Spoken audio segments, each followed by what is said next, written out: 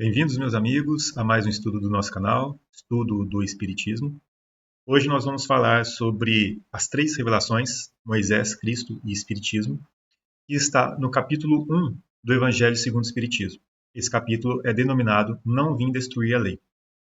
Esse é um capítulo muito rico para a gente, muito importante, porque mostra a importância do Espiritismo e também relaciona as revelações que foram feitas ao longo da história, de acordo com o grau de evolução da humanidade terrestre, né? O grau de possibilidades de compreensão dos ensinamentos morais que tinham como objetivo impulsionar a elevação espiritual de todos nós. Obviamente que estas revelações teve o Cristo, Jesus, como o nosso grande revelador da doutrina do amor, né, que nos ensina a amar a Deus acima de todas as coisas e o próximo como a nós mesmos. Essa doutrina que estabelece a fraternidade, a união, a solidariedade entre todas as criaturas e o amor reinando entre todos nós. Obviamente que os ensinamentos que ele nos trouxe estavam também de acordo com o grau de entendimento que nós possuíamos na época, e o Espiritismo, como ele próprio nos disse, que nos traria para nos esclarecer coisas que ele havia nos dito e também explicar outras que na época nós não podíamos compreender, né? Ele nos disse, nos afirmou, né? Nos profetizou a vinda do Espiritismo Consolador para restabelecer os caminhos daqueles que estavam perdidos ou para aqueles que precisavam ter a sua fé fortalecida, aqueles que precisavam encontrar na vida um sentido a mais, um sentido verdadeiro para a sua vida, para a sua existência, que se perdeu, infelizmente, no decorrer desses últimos séculos, nesses 2 últimos milênios, após a vinda de Jesus. E, portanto, este capítulo, que é o primeiro capítulo do Evangelho segundo o Espiritismo, tem uma importância tão grande, porque trata desta importância de revelações, de ensinamentos, de conteúdos de cunho moral, de cunho espiritual, e que estavam de acordo com o nosso nível de entendimento, né, ou com o nível da nossa compreensão, da nossa capacidade de compreensão. Nós já falamos em outros estudos aqui que passamos por uma evolução espiritual, então temos uma progressão espiritual. Falamos disso em outros estudos e, portanto, nós já estamos aqui em condições de entender algumas outras questões, né? Entendemos que todos nós, enquanto espíritos, somos criados simples e ignorantes.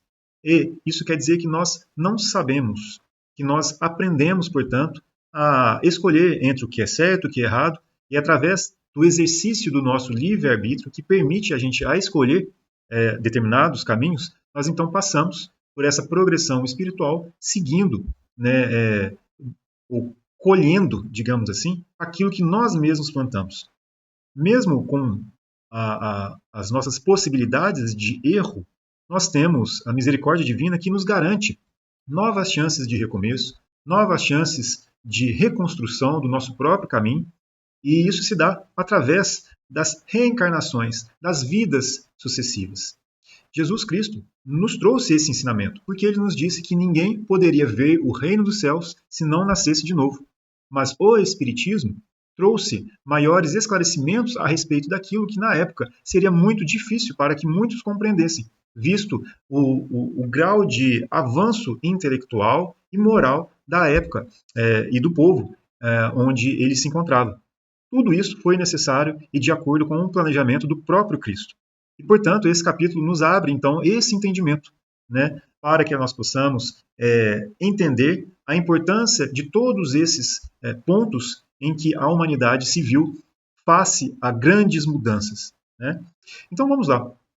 É importante que a gente estabeleça aqui, né, algumas condições, alguns significados, como, por exemplo, né, o que significa a própria revelação, né? E fazendo um parênteses aqui e relembrando mais uma vez, o nosso canal ele tem um propósito de estudo e, obviamente, que esse estudo ele nos auxilia a compreender, né, aquilo que está sendo trazido enquanto conteúdo, mas também nos auxilia a guardar de forma mais completa os ensinamentos que nos foram trazidos e também permite àqueles que estão começando a estudar a doutrina espírita ou aqueles que têm simpatia pela doutrina e que precisam ou que querem conhecer um pouco melhor, né, os ensinamentos que ali são trazidos, esse estudo, portanto, visa construir essa base. Então, nós vamos utilizar aqui de algumas das obras básicas, né, e de algumas obras complementares. Hoje, por exemplo, nós vamos utilizar da Gênesis segundo o Espiritismo, do capítulo 1, de alguns itens do capítulo 1. Esse capítulo 1 é muito interessante, vale muito a pena ler, né, porque ele nos esclarece muitas coisas. E nós vamos utilizar também do livro O Consolador, né, em que Emmanuel, o Espírito Emmanuel, nos esclarece acerca de várias questões. Então, são as duas obras que nós vamos utilizar aqui para tratar do conteúdo que é trazido nesse capítulo 1 do Evangelho segundo o Espiritismo. Mais uma vez, lembrando, é um momento aqui da gente estudar e trabalhar os conceitos morais que são trazidos pelo Evangelho segundo o Espiritismo, que se baseiam, obviamente, naquilo que Jesus nos trouxe. Né? Como muitos poderiam entender e fazer até uma má interpretação, o Evangelho segundo o Espiritismo ele não trata de um novo Evangelho, mas sim da explicação das máximas morais contidas no próprio Evangelho de Jesus. Né? Então, o objetivo do Evangelho segundo o Espiritismo é tratar das questões morais que Jesus Cristo nos trouxe, onde Kardec e os Espíritos nos esclarecem, nos explicam várias das questões de cunho moral que foram trazidas pelo nosso Mestre Jesus. Então vamos lá. A Gênesis segundo o Espiritismo, nesse capítulo 1, conforme nós já havíamos comentado, né, denominado Caráter da Revelação Espírita, é definido primeiramente o sentido da palavra revelação. Revelar, do latim, revelare, cuja raiz velum, véu, significa literalmente sair de sob o véu, ou seja, sair debaixo do véu. Né? E figuradamente, descobrir, dar a conhecer uma coisa secreta ou desconhecida. E aí, olha que interessante o que Kardec já nos traz. A característica essencial de qualquer revelação tem que ser a verdade. Revelar um segredo é tornar conhecido um fato. Se é falso, já não é um fato e, por consequência, não existe revelação. Toda revelação desmentida por fatos deixa de o ser se for atribuída a Deus. Não podendo Deus mentir, nem se enganar, ela não pode emanar dele. Deve ser considerada produto de uma concepção humana. E por que isso é importante? Porque nós vamos ver, no decorrer do nosso estudo, que, e como nós já havíamos comentado, que os ensinamentos que nos são revelados, né, eles têm como propósito atingir a massa dos espíritos, né, ali que compõem a humanidade, e esses ensinamentos, obviamente, têm que estar de acordo com a capacidade de compreensão daquela população. A gente pode fazer uma comparação, uma analogia, por exemplo, a classes de alunos que estão ali no maternal, no ensino fundamental, no ensino médio, na faculdade, né, na pós-graduação. A gente sabe, e é até lógico, que os ensinamentos que são destinados a cada um destes conjuntos de estudantes, né, vai ser de acordo com o grau de compreensão que aqueles alunos tiveram. Por exemplo, para aqueles que estão no ensino fundamental, né, vamos supor lá na primeira série do ensino fundamental, nós não vamos falar de ensinamentos ou de estudos que seriam abordados num curso de uma faculdade, né? Ou seja, de conhecimentos que estão além da capacidade daquele aluno de compreender naquele momento. A gente sabe que os alunos vão progredir, vão passar por momentos em que eles vão ter que se preparar, que eles vão ter que estudar, que eles vão passar por provas, até eles passando de ano, até chegar no momento em que eles alcançarão este estágio em que conhecimentos mais elevados vão ter a condição de serem transmitidos. Assim se dá também com a nossa capacidade de compreensão em termos morais, em termos espirituais, né, em termos de inteligência também. E, portanto, estas revelações, da mesma maneira como tende a acompanhar essa evolução espiritual, elas, portanto, vão ter uma característica essencial e de acordo com aquilo que cada um de nós pode assumir, ou compreender, assimilar. Né? E assim sendo, nós podemos considerar que algumas das coisas que nos são reveladas, elas têm um cunho que não são alteradas com o passar do tempo. Né? Ou seja, é aquilo que nós acabamos de ver com relação ao significado da palavra revelar, né? Ou de revelação. Né? A característica dela tem que ser uma verdade. Se ela deixa de ser verdade com o passar do tempo, quer dizer que ela não é uma revelação de fato. E se esta revelação for atribuída a Deus, quer dizer que este ensinamento ele é atemporal, ou seja, ele não muda com o passar do tempo. Nesse contexto, a gente pode, então, entender ou fazer o estudo daquilo que o Evangelho segundo o Espiritismo nos traz a respeito daquilo que Moisés nos trouxe. Na lei mosaica, isso está lá no Evangelho segundo o Espiritismo, no item número 2. Na lei mosaica, há duas partes distintas. A lei de Deus, promulgada no Monte Sinai, e a lei civil ou disciplinar, decretada por Moisés. Uma é invariável, ou seja, a lei de Deus. A outra, apropriada aos costumes e ao caráter do povo, que se modifica com o tempo. E isso é muito importante para nós, porque os costumes daquela época, né, exigiam que se fossem assimiladas algumas condições ou alguns comportamentos necessários à condição daquela sociedade naquele tempo, conforme aquilo que eles já haviam conquistado em termos de sociedade também. Portanto, né, uma lei, que seria essa lei civil ou disciplinar, que era decretada por Moisés, ela estava de acordo com aquilo que era necessário para aquela população. Entretanto, como nós vimos aqui, né, existe aquela lei que é inalterável. E aqui nós temos, portanto, a lei de Deus formulada nos 10 mandamentos. Né? Bom, sendo bem resumido aqui para a gente não prolongar muito o nosso estudo, né? Eu vou apenas comentar aqui algumas dessas questões sobre os 10 mandamentos. Né? Eu sou o Senhor, o vosso Deus, que vos tirei do Egito, da casa da servidão. Não tereis diante de mim outros deuses estrangeiros. Não fareis imagem esculpida, nem figura alguma do que está em cima do céu, nem embaixo da terra, nem do que quer que esteja nas águas sobre a terra. Não os adorareis e não lhes prestareis culto soberano. Isso aqui para o item número 1, o primeiro mandamento, com uma pequena nota aqui de Kardec. Lembrando que este conteúdo é idêntico àquilo que é trazido no Evangelho segundo o Espiritismo. Tá? Essa nota de Kardec, né, acho que fica para que nós possamos consultar posteriormente. Né, ele fala sobre as quartas e terceiras gerações, uma questão de nomenclatura utilizadas, que influenciava no entendimento com relação a posteriores consequências de faltas cometidas por uma pessoa nas gerações seguintes a ela, né? Ou seja, né, os netos, os bisnetos e assim sucessivamente. Né? O que dá uma má interpretação, no caso de que, ou quando nós não temos um completo entendimento com relação às vidas sucessivas. Né? Sendo bem resumido aqui, quando a gente tem as nossas vidas sucessivas, ou seja, nós reencarnamos e somos os responsáveis, melhor dizendo, pelas nossas próprias bagagens espirituais. Então, aquilo que nós temos que enfrentar como consequência dos nossos próprios atos durante uma vida e que é carregado para uma próxima, é de responsabilidade inteiramente nossa.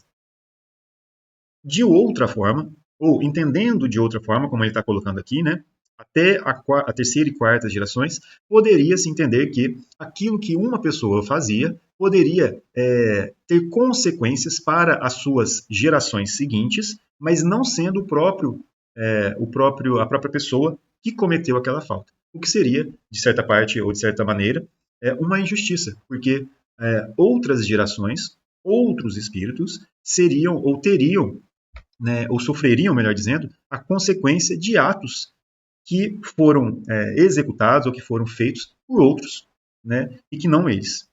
Então, aqui existe, portanto, essa nota explicativa de Kardec, e esses 10 mandamentos que são trazidos aqui, eles se diferenciam de outros, né, que são trazidos por outras filosofias, por exemplo, religiosas, né, ou por outras religiões, melhor dizendo. Então, pode haver uma variação destas ordens. O que nós queremos entender aqui, de toda forma, é que estas questões, né, elas são inalteráveis, porque nós não vamos matar, nós não vamos cometer adultério, nós não vamos roubar, nós não vamos prestar testemunho falso contra o nosso próximo, etc. Isso quer dizer que todas estes mandamentos ou estas instruções, digamos assim, instruções morais, elas estão de acordo com aquilo que nós gostaríamos que fosse feito para nós mesmos. Né? É o que Jesus posteriormente resume, né? Em amar a Deus acima de todas as coisas e o próximo como a nós mesmos. É isso que resume tudo. E, portanto, estes ensinamentos aqui são, de fato, com base nas leis de Deus.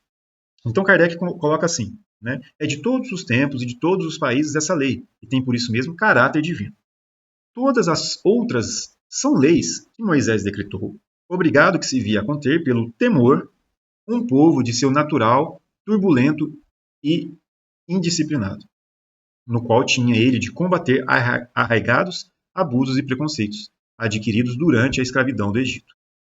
Para imprimir autoridade às suas leis, houve de lhes atribuir origem divina, conforme fizeram todos os legisladores dos povos primitivos. A autoridade do homem precisava apoiar-se na autoridade de Deus, mas só a ideia de um Deus terrível podia impressionar criaturas ignorantes, nas quais ainda pouco desenvolvidos se encontravam o senso moral e o sentimento de uma justiça reta. É evidente que aquele que incluíra entre os seus mandamentos este, não matareis, não causareis dano ao vosso próximo, não poderia contradizer-se, fazendo da exterminação um dever. As leis mosaicas, propriamente ditas, revestiam, pois, um caráter essencialmente transitório. Então, quer dizer, nós temos essas duas questões que devem ser muito, muito bem entendidas e que são distintas. A lei de Deus e a lei civil ou disciplinar.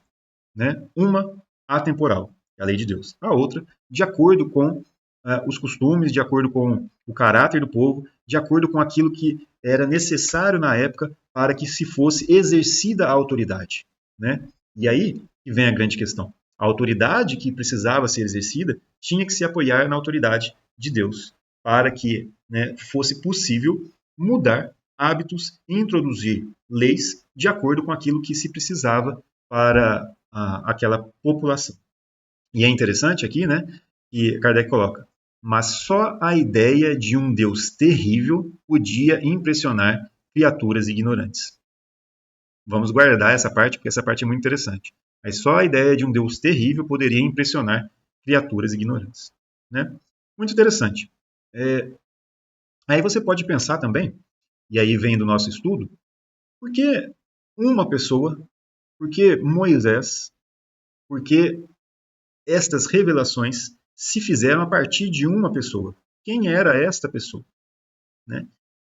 E é interessante, porque nós poderíamos pensar assim, quer dizer que esta pessoa foi selecionada ou era melhor do que as outras, ou esta pessoa tinha ou era predileto de Deus? Quer dizer, existia então parcialidade de Deus em querer se comunicar com apenas uma pessoa, né, e não toda a população de uma vez? Né? São questões que nós poderíamos nos perguntar, dependendo do nosso nível de compreensão, de entendimento, ou daquilo que nós buscamos entender. Né? Estou colocando algumas questões aqui que poderiam, eventualmente, passar pela cabeça de alguns, e que é muito necessário de nós refletirmos sobre elas. Nós, como comentamos no começo, estudamos sobre a evolução espiritual, sobre a progressão espiritual. Então nós entendemos que alguns espíritos, caminharam mais do que outros e avançaram mais do que outros em termos de entendimento, em termos de compreensão, em termos de atributos e qualidades morais, em termos de inteligência, em termos de compreensão daquilo que é Deus. E é óbvio que nós podemos também ter aqueles que encarnam, ou vamos deixar essa palavra para depois, ou aqueles que vêm em nosso auxílio para nos trazer conhecimentos que não nos seriam possíveis de compreender sem o auxílio de alguém que já teria avançado melhor, ou mais. Né? Voltando no exemplo da escola, aqueles que estão lá no começo do primário, ou do ensino fundamental, eles poderiam avançar por si mesmos, mas demoraria muito. Né? O que acontece é que eles têm os professores. São aqueles reveladores, mas, como Kardec coloca, reveladores de segunda ordem, de certa forma, porque eles revelam coisas que foram descobertas ou reveladas por outros. Né? Mas, resumindo aqui, os professores são aqueles que auxiliam na compreensão ou no adiantamento daqueles alunos. Então, o mesmo acontece com a gente, em termos de uma humanidade, em termos de espíritos em evolução, existem aqueles que encarnam ou que vivem aqui conosco e que têm como missão nos auxiliar o adiantamento, o progresso.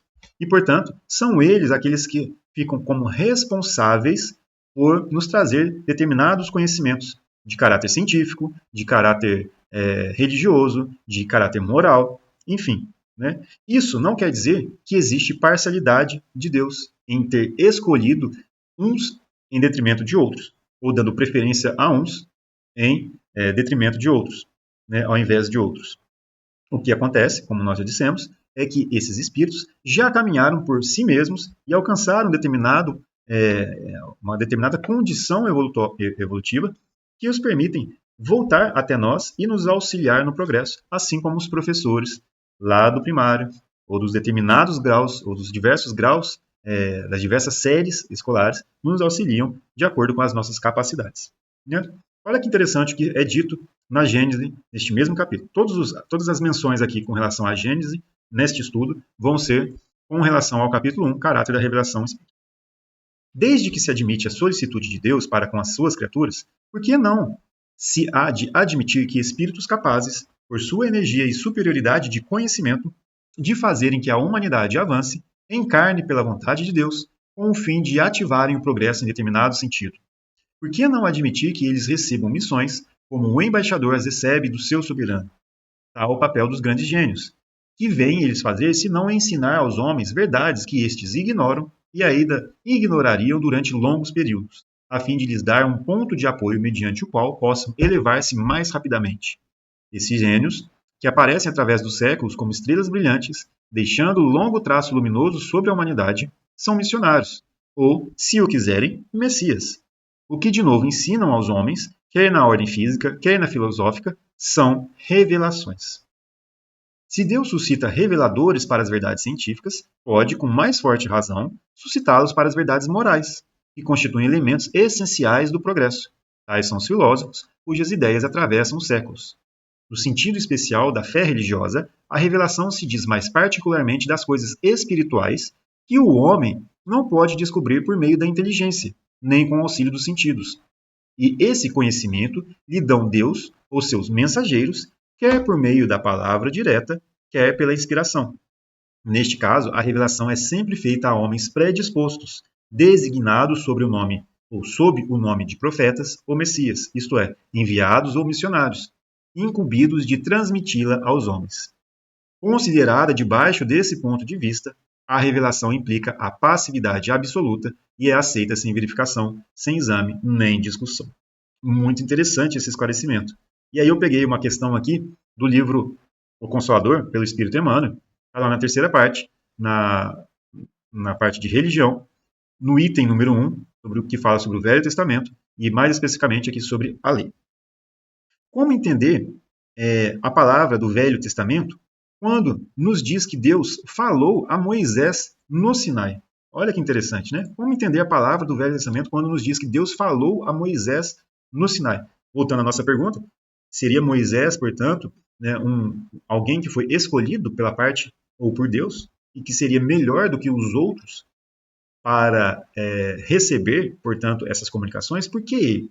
Né? Então, nós já falamos sobre a evolução espiritual e, muito claramente, se dá a nós a compreender que Moisés era um espírito elevado, que tinha já adquirido, né, conhecimentos ou tinha um grau evolutivo muito superior àqueles que eram seus conterrâneos, né, e os seus contemporâneos, né, melhor dizendo. E nesse sentido, era ele o responsável, ou aquele que estava sob uma missão de auxiliar no progresso daquela população.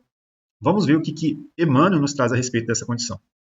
Estais atualmente em condições de compreender que Moisés trazia consigo as mais elevadas faculdades mediúnicas, apesar de suas características de legislador humano. É inconcebível que o grande missionário dos judeus e da humanidade pudesse ouvir o Espírito de Deus. Estais, porém, habilitados a compreender agora que a lei, ou a base da lei, nos 10 mandamentos, foi ditada pelos emissários de Jesus, porquanto todos os movimentos de evolução material e espiritual do orbe se processam, como até hoje se processam, sob o seu augusto e misericordioso patrocínio. Olha que interessante. Quer dizer, Moisés, obviamente, já era um espírito muito elevado, né? Não porque ele apresentasse a faculdade mediúnica, não é isso, né? Hoje em dia, abrindo um parênteses, nós sabemos que a grande maioria dos médiuns, né, eles têm a faculdade mediúnica é, patente, né, a faculdade mediúnica vinda como forma de resgatar, né, dívidas do passado. Seria como se aquele espírito encarnado que possui a faculdade mediúnica de maneira patente, né, ou seja, através ou com a possibilidade de através deles se manifestarem em espíritos, né, para exercer com eles ou para com eles a caridade, né? E aí nesse caso nós sabemos que os médiuns, né, muitas vezes trazendo grandes quantias de débitos nas suas vidas passadas, né, vêm com essa oportunidade de ressarcir dívidas, né, através do uso bem feito da faculdade mediúnica para a caridade para com os outros, né, sejam estes encarnados ou desencarnados. Né? E aí nós podemos até, inclusive, utilizar de uma terminologia que é adotada pelo, se eu não me engano, Edgar Armond, que faz, inclusive, uma referência ao livro Nos Domínios da Mediunidade sobre a mediunidade de provação, né? Onde estes espíritos encarnados e que têm a faculdade mediúnica patente, ou seja, os médiuns, eles têm a faculdade mediúnica como provação, ou seja, para fazer o uso em favor do próximo com o propósito de resgatar dívidas, porque no sentido exclusivo da palavra, nós, ou aqueles que têm a faculdade mediúnica, não são de fato missionários no termo da palavra. Ou seja, missionários nós podemos entender aqui como Chico Xavier, como espíritos que vieram com o propósito de auxiliar a humanidade terrestre no seu adiantamento moral, através da possibilidade do esclarecimento e da revelação, como nós estamos vendo, de diversos assuntos. Moisés tinha levado as faculdades mediúnicas e aqui nós podemos dizer que ele tinha, né, um grau elevado já espiritualmente e veio como um missionário, porque tinha como propósito auxiliar o desenvolvimento da questão moral da nossa humanidade. Né? Ele, portanto, foi o responsável por estabelecer uma grande questão que está aqui em cima, né? De esclarecer aos outros. Eu sou o Senhor, vosso Deus, que vos tirei do Egito, da casa da servidão. Não tereis diante de mim outros deuses estrangeiros. Né? Essa questão é muito importante porque estabelece um Deus único. E isso foi essencial para que a humanidade caminhasse com esse entendimento e preparasse o caminho para a vinda do Cristo. E para terminar, então, essa primeira parte do nosso estudo, nós vamos ficar por aqui e a gente vai falar sobre o Cristo e sobre o Espiritismo nos nossos próximos estudos. Né? Então, hoje a gente termina esse vídeo aqui e continuamos no próximo. Então, obrigado por nos acompanhar aqui e até o nosso próximo estudo que já vem logo na sequência.